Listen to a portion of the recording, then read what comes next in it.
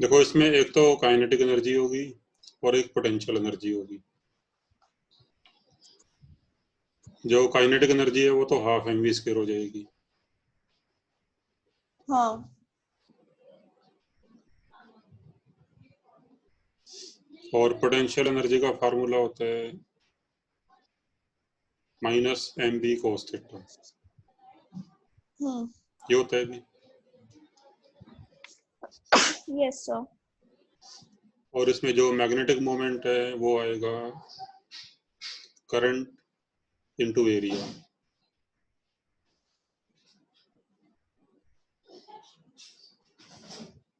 अगर मान लो इस सर्कल की रेडियस से आर है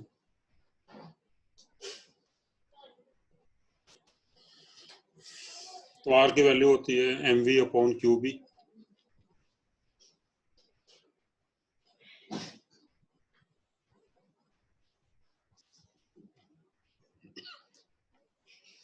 और करंट होता है भी चार्ज अपॉन टाइम। और टाइम पीरियड होगा 2 पाई आर अपॉन वी।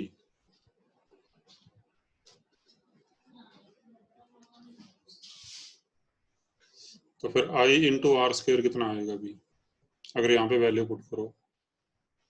आई की value Q V upon 2 pi are.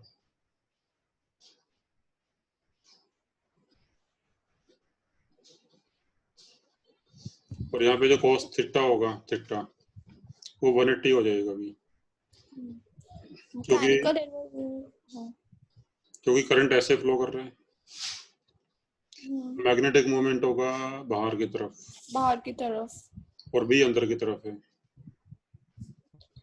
तो फिर 180 हो जाएगा। थीटा 180 हो गया।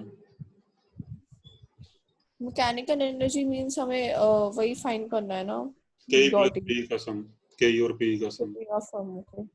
कोस 180 माइनस 1 हो जाएगा भी, तो माइनस माइनस प्लस हो जाएगा ये। ओके। तो आएगा Q V by 2 R B. अभी आर की वैल्यू पुट कर दो ये वाली। अच्छा ठीक है। आर की वैल्यू है M V upon Q B. और भी अभी भी कटोर नहीं। तो ये फिर हाफ एम वी स्क्वायर आ जाएगा। So potential energy is also equal to half M V square. फिर दोनों को ऐड कर दोगे, दोनों को ऐड कर दोगे सर एम वी स्क्वायर आ जाएगा। तो फिर आंसर आ जाएगा एम वी स्क्वायर। ठीक है सर। मेरा इस पेज में एक और डाउट है। एक पेज में इसमें एक और डाउट है, मार्क किया हुआ है मैंने। 10th question. Sir 10th question में थीटा थोड़ा बता दो, बना किसके साथ रहा है एंगल, मैग्नेटिक फील्ड की किस तरफ है यार। ये लिखा तो है √3m के साथ बना रहे हैं, √3m वाले एक मैग्नेट। फिगर बता दो मुझे ताकि मैं रिजल्टेंट थोड़ा बना सकूं। इसमें बस ये है एक कि ही डाउट है। इसमें देखो ये है कि जो नेट मैग्नेटिक मोमेंट होगा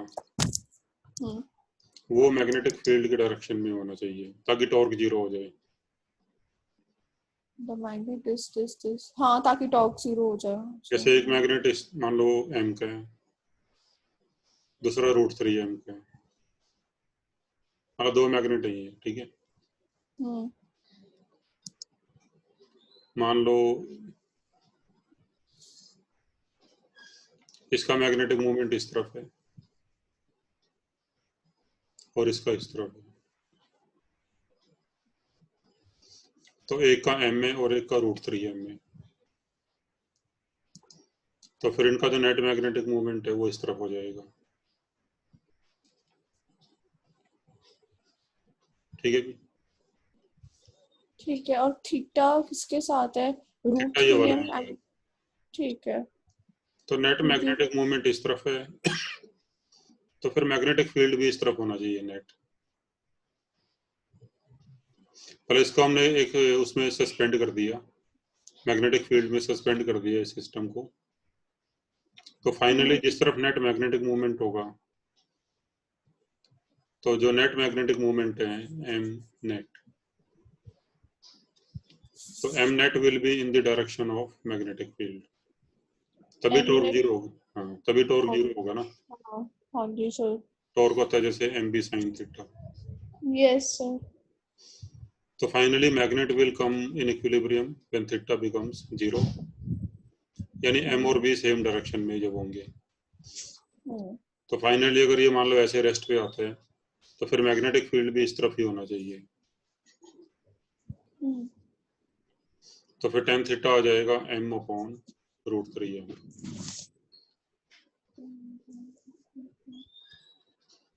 ठीक है,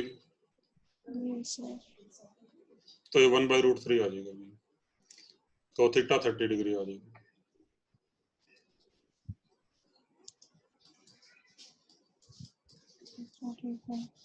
तो 30 डिग्री आ गया। ठीक है, ओके सर।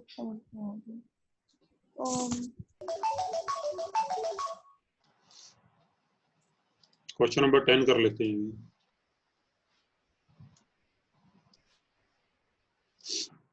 देखो,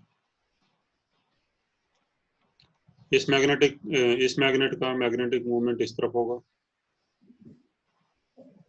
और इसका इस तरफ होगा, और दोनों का mm हो जाएगा भी। दोनों का mm दिया हुआ है। तो फिर इनका जो नेट मैग्नेटिक मूवमेंट है वो इस तरफ हो जाएगा। ठीक है,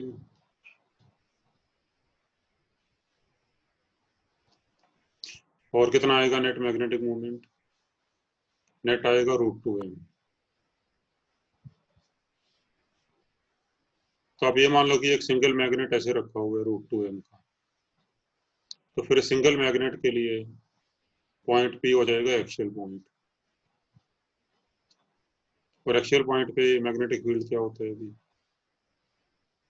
μ0/4π 2m/r³। तो m यहाँ पे √2m हो जाएगा, और r की जगह पे d किया हुआ है। ये एक्चुअल पॉइंट हम देख किसको रहे हैं, देख कर किसको बोल रहे हैं, किस मैग्नेटिक फील्ड को? नहीं, जो ये हमने बताया कि पॉइंट P पे कितना मैग्नेटिक फील्ड होगा। हाँ जी सर। इन दोनों हाँ। मैग्नेट्स की वजह से। अच्छा ठीक है, वो √2m पर एक्चुअल पॉइंट है। Okay okay. हाँ, तो मान लो कि एक सिंगल मैग्नेट रखा हुआ है √2m का, इन दोनों को हटा के हाँ जी इसको सर। सिंगल मैग्नेट से रिप्लेस कर दो √2m मैग्नेटिक मोमेंट का। Yes sir. तो फिर √2m के लिए पॉइंट P हो जाएगा एक्सियल पॉइंट। ओके। और फिर apply the formula of axial point, तो उससे आ जाएगा। ठीक है। चलो 9th क्वेश्चन कर लो भी अभी, एक बार ट्राई कर लो।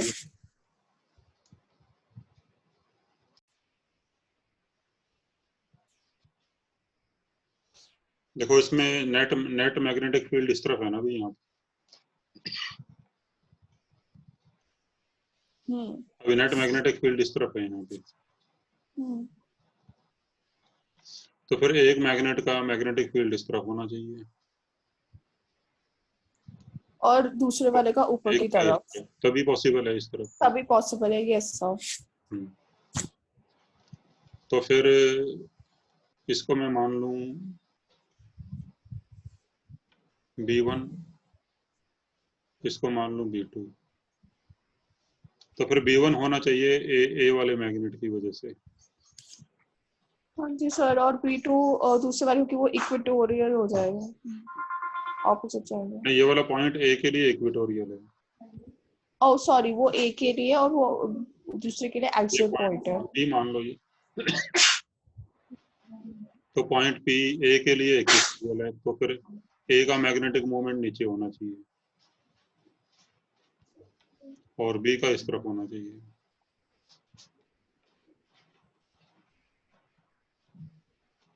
ठीक है सर। क्योंकि इक्वेटोरियल पॉइंट पे मैग्नेटिक फील्ड एम के अपोजिट होता है और एक्सियल पे सेम डायरेक्शन में होगा। और फिर tan थीटा हो जाएगा B2/B1। ये एंगल थीटा है भी। हाँ जी थीटा है।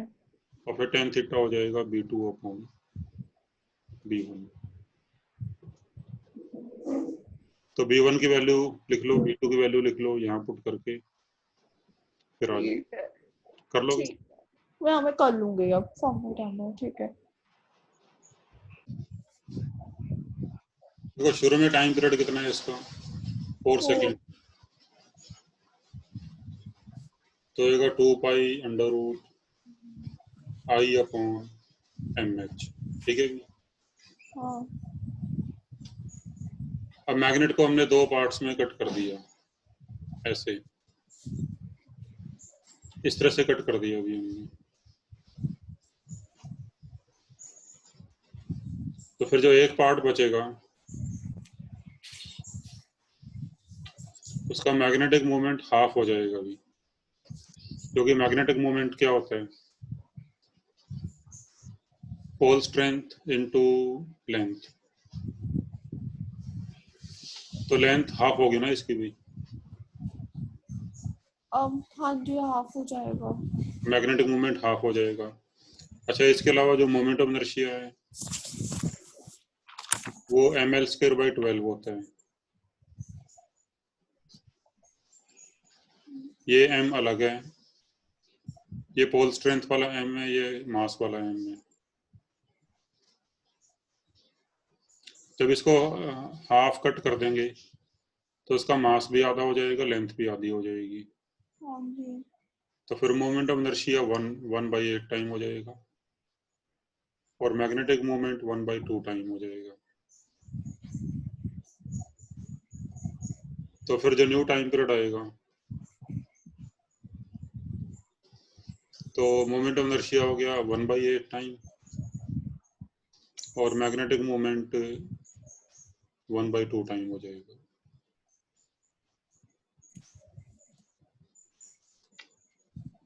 तो 1/4 एक्स्ट्रा आ रहा है, तो बाहर निकल के 2 हो जाएगा, 1/2 हो जाएगा और बाकी जो बचेगा वो t के बराबर होगा। तो 2 सेकंड आंसर है, ऐसे आएगा अभी इसका, ठीक है भी। ठीक है। अच्छा, इसमें एक बात और देख लो भी, आप भी देख लो, जब मैग्नेट को हम ऐसे कट करते हैं, हाँ जी, जब मैग्नेट को ऐसे कट करते हैं तो इसका मैग्नेटिक मोमेंट हाफ हो जाता है। अगर मैग्नेट को हम ऐसे कट करें भी तब क्या होगा, तब क्या फर्क पड़ेगा? नहीं, फिर भी हाफ हो जाएगा। देखो मैग्नेटिक मोमेंट होता है पोल स्ट्रेंथ इनटू लेंथ, और पोल स्ट्रेंथ दोनों की half of pole strength half हो जाएगी। ठीक है। जो पोल स्ट्रेंथ है वो एरिया और क्रॉस सेक्शन के प्रोपोर्शनल होती है, ये हम अगले टॉपिक में देखेंगे। ओके। तो ऐसे कट करने से इसका जो एरिया ऑफ क्रॉस सेक्शन है वो कम हो जाएगा, तो उससे फिर मैग्नेटिक मोमेंट कम हो जाएगा, ठीक है भी। अगर इसी मैग्नेट को हम ऐसे कट करेंगे फिर टाइम पीरियड पे क्या फर्क पड़ेगा?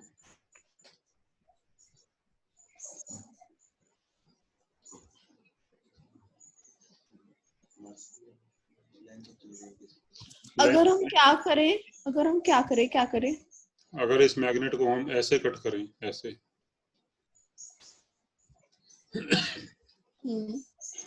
तो फिर टाइम पीरियड पे क्या इफेक्ट होगा?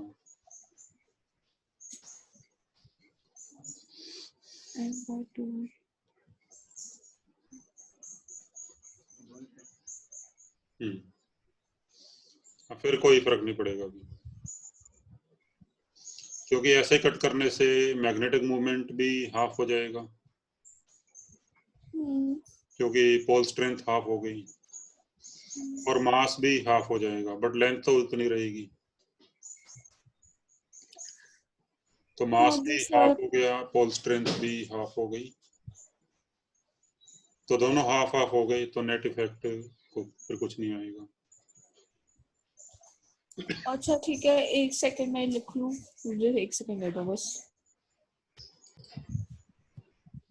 इसमें देखो, अगर नॉर्थ पोल मैग्नेट का नॉर्थ की तरफ है, हाँ जी, मतलब मैग्नेट ऐसे रखा हुआ है, ओके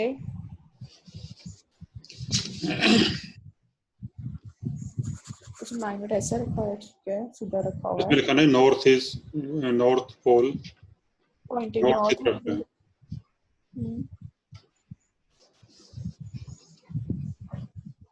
तो फिर इसका मैग्नेटिक मूवमेंट इस तरफ हो जाएगा। साउथ टू नॉर्थ, अच्छा हाँ ठीक है। और अर्थ का हॉरिजॉन्टल कंपोनेंट भी इस तरफ ही होता है। तो फिर एक पॉइंट अगर यहाँ ले लें हम इसके इक्वेटर पे, तो फिर यहाँ पे मैग्नेटिक फील्ड मैग्नेट की वजह से इस तरफ होगा, एम के अपोजिट। हाँ जी। और ये मैग्नेटिक फील्ड एच के भी अपोजिट है। और अगर बी इक्वल टू एच के बराबर हो जाए यहाँ पे, तो फिर ये न्यूट्रल पॉइंट हो जाएगा ये वाला। अर्थ का मैग्नेटिक फील्ड ऊपर की तरफ होता है ना, ये मैग्नेटिक नॉर्थ की फील्ड तरफ, हाँ नॉर्थ की तरफ होता है ना। ठीक है। मतलब ये नॉर्थ साउथ ईस्ट हाँ वेस्ट। तो वो नॉर्थ की तरफ होता है, हाँ ऊपर की तरफ होता है, ठीक है। और मैग्नेट का फिर मैग्नेटिक फील्ड साउथ की तरफ होना चाहिए, क्योंकि ये पॉइंट इक्वेटोरियल होगा इसके लिए। अगर हम यहाँ निकालेंगे सपोज एक्सियल पॉइंट पे निकालेंगे तो यहाँ तो नहीं पॉसिबल होगा ना, क्योंकि यहाँ पे मैग्नेट का भी मैग्नेटिक फील्ड इस तरफ ही हो जाएगा। तो फिर यहाँ तो नहीं मिलेगा ना न्यूट्रल पॉइंट आपको। जहाँ पे मैग्नेट का मैग्नेटिक फील्ड अर्थ के मैग्नेटिक फील्ड के अपोजिट होगा वहीं पे मिलेगा ना न्यूट्रल पॉइंट। हाँ हाँ हाँ तो फिर ये न्यूट्रल पॉइंट हो जाएगा ये वाला, अगर बी यहाँ पे एच के बराबर हो गया। फिर बी की वैल्यू होगी यहाँ पे mu naught upon 4 pi M upon R cube equatorial point पे। इसको एच के बराबर कर दो। अब यहाँ पे वैल्यूज पुट करके आपका एम आ जाएगा भी। अच्छा ठीक है, एक सेकंड रुको। देखो ये क्वेश्चन ऐसे है अभी।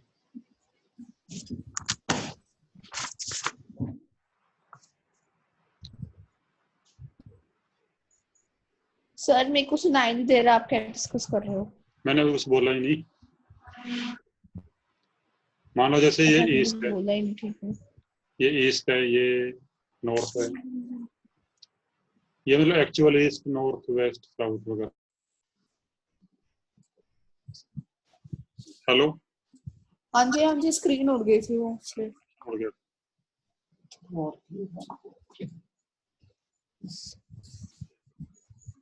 A ship is sailing due east according to mariner's compass.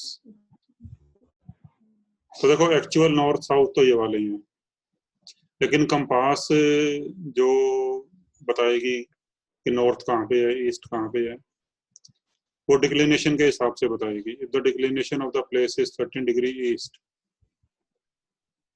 तो डिक्लिनेशन 13 डिग्री ईस्ट का मतलब है कि जो अर्थ का मैग्नेटिक फील्ड है वो इस तरफ है।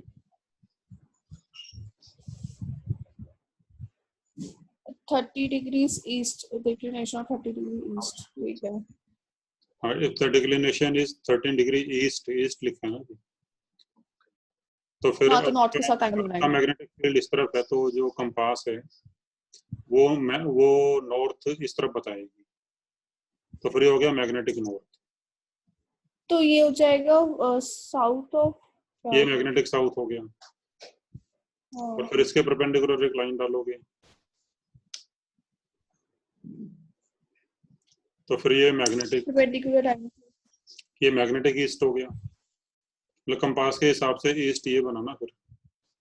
अच्छा ठीक है। और ये मैग्नेटिक वेस्ट हो गया। हाँ ये वाला geographical north south, sorry geographical आएगा। ये जियोग्राफिकल हो गए और ये मैग्नेटिक हो गए। तो ship is sailing due east according to mariner's compass, तो कंपास के हिसाब से वो ईस्ट में जा रही है, यानी इस तरफ जा रही है शिप। वो एक सेकंड, हाँ ईस्ट जा रही है, मैग्नेट के कंपास के हिसाब से, अकॉर्डिंग, कंपास के अकॉर्डिंग। कंपास के अकॉर्डिंग। तो कंपास इसको ईस्ट बताएगा ना, इस direction.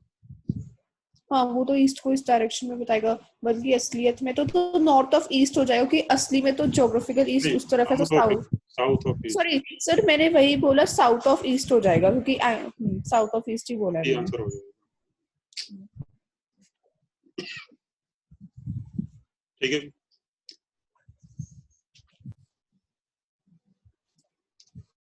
There are two identical concentric coils X and Y with their planes at right angle to each other.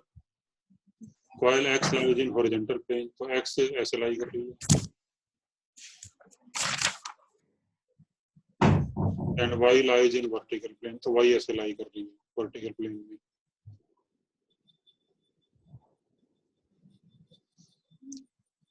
If the coil X carries a current of 1 ampere, किसमें current 1 ampere है, मतलब तो current इस तरफ भी हो सकता है, इस तरफ भी हो सकता है, वो हमें दिया नहीं हुआ।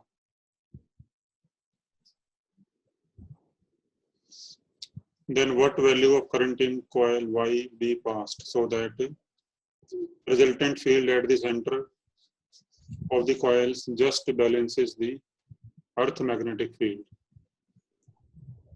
तो Y में फिर डायरेक्शन ऑफ करंट क्या होनी चाहिए और वैल्यू ऑफ करंट क्या होनी चाहिए कि इन कॉइल्स का जो नेट मैग्नेटिक फील्ड है सेंटर पे, वो अर्थ के मैग्नेटिक फील्ड को बैलेंस कर ले। और अर्थ का मैग्नेटिक फील्ड दिया हुआ है 10⁻⁻5 Tesla 30 degree north of vertical. मतलब अगर हम इस डायरेक्शन को नॉर्थ मान लें, इसको साउथ, ऊपर नीचे वर्टिकल हो गया, तो अर्थ का मैग्नेटिक फील्ड इस तरफ है भी 30 डिग्री नॉर्थ ऑफ वर्टिकल, यानी ये एंगल 30 डिग्री है। 30 डिग्री नॉर्थ ऑफ वर्टिकल, ठीक है, हाँ जी। तो ये अर्थ का मैग्नेटिक फील्ड हो गया 10⁻⁻5 टेस्ला। तो फिर देखो इन दोनों कॉइल्स का मैग्नेटिक फील्ड इस तरफ होना चाहिए, तो किसी तरफ ले लो, तो ईस्ट बाहर की तरफ हो जाएगा, जैसे मर्जी ले लो। तो फिर इन दोनों कॉइल्स का मैग्नेटिक फील्ड इसके अपोजिट यानी इस तरफ होना चाहिए। ठीक है भी, ये तभी पॉसिबल है जब एक कॉइल का मैग्नेटिक फील्ड इस तरफ हो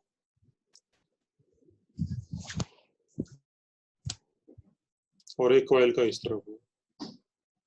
क्या? और ये एंगल 30 डिग्री है, तो फिर ये वाला मैग्नेटिक फील्ड होना चाहिए कॉइल वाई की वजह से, क्योंकि ये वाई के परपेंडिकुलर हो गया, और ये वाला फील्ड होना चाहिए एक्स की वजह से। तो फिर एक्स में करंट ऐसे जाना चाहिए और वाई में ऐसे। हाँ जी, ऐसे। और फिर B Y upon B X हो जाएगा 1030।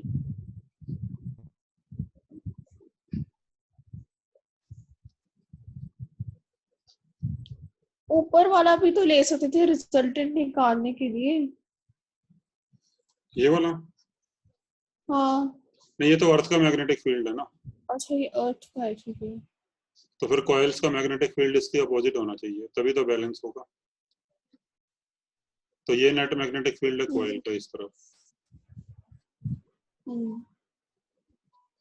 और यहाँ से 1030 आ जाएगा B Y upon B X. अच्छा ठीक है, इसमें लिखा है just balances the earth's magnetic मान लो field। वाई वाली कॉइल में करंट आई है, तो बी वाई आई के प्रोपोर्शनल होगा और बी एक्स वन के प्रोपोर्शनल होगा, बाकी पड़ जाएंगे सारे फैक्टर। हाँ जी, तो यहाँ से आई आ जाएगा 1/√3 एम्पियर। और 1/√3, हाँ जी। डी आंसर है, ठीक है भी। यस ठीक है। ठीक है, बी होता है mu not I by 2r। तो आर दोनों की सेम ही होगी, रेडियस दोनों की आइडेंटिकल कॉइल है ना, तो आर दोनों का सेम होएगा, वो कट जाएगा।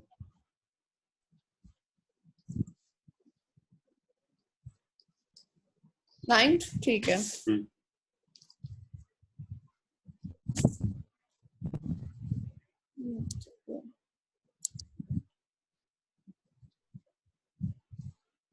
A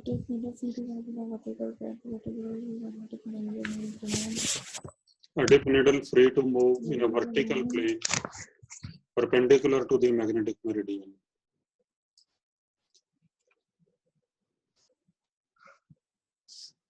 तो देखो जैसे हम ऐसे लेते हैं ना भी ईस्ट वेस्ट नॉर्थ साउथ वगैरह, सर, और मान लो ये मैग्नेटिक मेरिडियन है और ये डिक्लिनेशन है। तो अगर इस वाले प्लेन में मतलब ये है मैग्नेटिक मेरिडियन, अगर मैग्नेट इस वाले प्लेन में स्टे करता है तो फिर वो ट्रियो डिप दिखाते हैं हमें, इसमें होती है ट्रियो डिप। अच्छा। और अगर इसके साथ एंगल अल्फा पे हम कोई दूसरा प्लेन ले लें,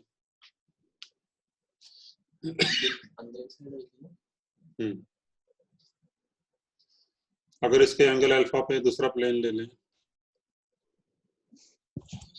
कि मैग्नेट अब इस वाले प्लेन में स्टे कर सकता है, मतलब मैग्नेट ऐसे ऐसे नहीं घूम सकता, इस प्लेन में ऊपर नीचे घूम सकता है, तो फिर यहाँ पे डिप आती है डेल प्राइम। अगर तो 10 डेल प्राइम होता है 10 डेल अपॉन कोस अल्फा। ये भी करा था। अब अल्फा यहाँ पे 90 डिग्री दिया हुआ है इनको भी, यानी जो ये वाला प्लेन है ये मैग्नेटिक मेरिडियन के साथ 90 डिग्री एंगल पे है। अच्छा। तो अल्फा 90 डिग्री दिया हुआ है, मतलब ये प्लेन ऐसे है, इसके परपेंडिकुलर है।